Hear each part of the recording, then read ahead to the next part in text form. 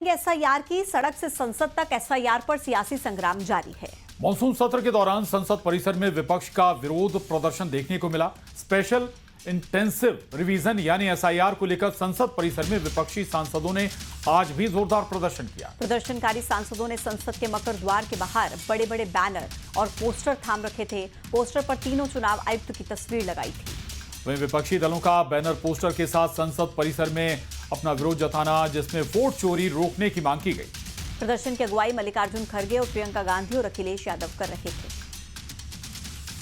Vote चोरी का पूरा मुद्दा है, इसके बारे में बात करें, समझाएं जनता को। अगर ये सच नहीं है तो बताएं जनता को। राहुल जी पर बहुत हमले हो रहे हैं, कह रहे हैं कि वो हंगामा क्रिएट कर रहे हैं। राहुल जी किसी हमले से नहीं डरते, सह लेंगे सब कुछ और लड़ते रहेंगे, बिल्कुल पीछे नहीं हटेंगे। आज यहाँ पे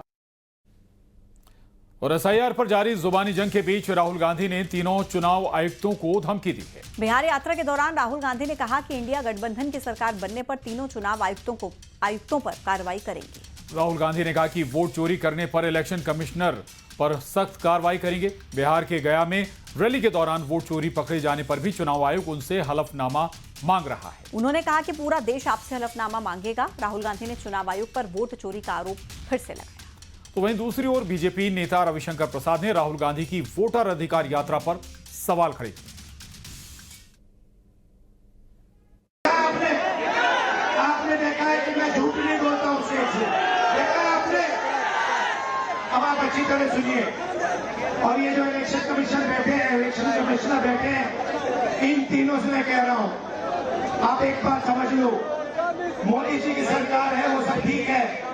तेजस्वी जी ने कहा आपने बीजेपी की मेंबरशिप ले रखी है, आप बीजेपी के लिए काम कर रहे हो, मगर एक बात समझ लो, एक दिन ऐसा आएगा जब यहाँ पे बिहार में और दिल्ली में इंडिया गठबंधन की सरकार होगी, फिर हम आप तीनों को देखेंगे, कार्रवाई आपके खिलाफ करेंगे और पूरा देश जिससे आपने चोरी की है। कि अगर आपको आपत्ति उठानी है तो आप एफिडेविट पे फाइल करिए। आपका इलेक्शन होता है तो उसके खिलाफ आप इलेक्शन पिटीशन नहीं फाइल करते हैं। तो क्या चाहते हैं आप कानून सम्मत कोई काम नहीं करेंगे, खाली संसद में हल्ला करके संसद को चलने नहीं देंगे। और इतना धन जनता अपने विषय का उत्तर चाहती है मंत्रियों से, हम लोग वहां चर्चा करना चाहते हैं, आप नहीं कर रहे हैं, तो आपको देश कभी माफ नहीं करेगा। मोटी बात यह है, अगर राहुल गांधी को वोट नहीं मिलता तो हम क्या करें, और ऐसे लक्षण से राहुल गांधी जी आपको और वोट नहीं मिलेगा जिस तरह से आपने संसद को शर्मसार किया है। वोट चोरी का मामला गर्मा गया है। नेता प्रतिपक्ष उमंग सिंघार ने चुनाव आयोग पर गंभीर आरोप लगाते हुए कहा कि एमपी विधानसभा चुनाव में गड़बड़ी हुई थी। 2 महीने में 16 लाख वोटर्स बढ़ गए थे, जिसकी जानकारी चुनाव आयोग ने राजनीतिक पार्टियों को नहीं दी। वहीं उन्होंने कहा कि वोट चोरी मामले को लेकर कोर्ट जाएंगे। तो वहीं दूसरी ओर छत्तीसगढ़ कांग्रेस के पीसीसी चीफ दीपक बैज ने भी बीजेपी पर कांग्रेस ने वोट चोरी करने का आरोप लगाया। चुनाव आयोग की मिली भगत से भारतीय जनता पार्टी चाहे केंद्र में हो या प्रदेश के अंदर सरकारें बना रही है। इसी तारतम्य में हमने मध्य प्रदेश के बारे में चीजें समझी, किस प्रकार से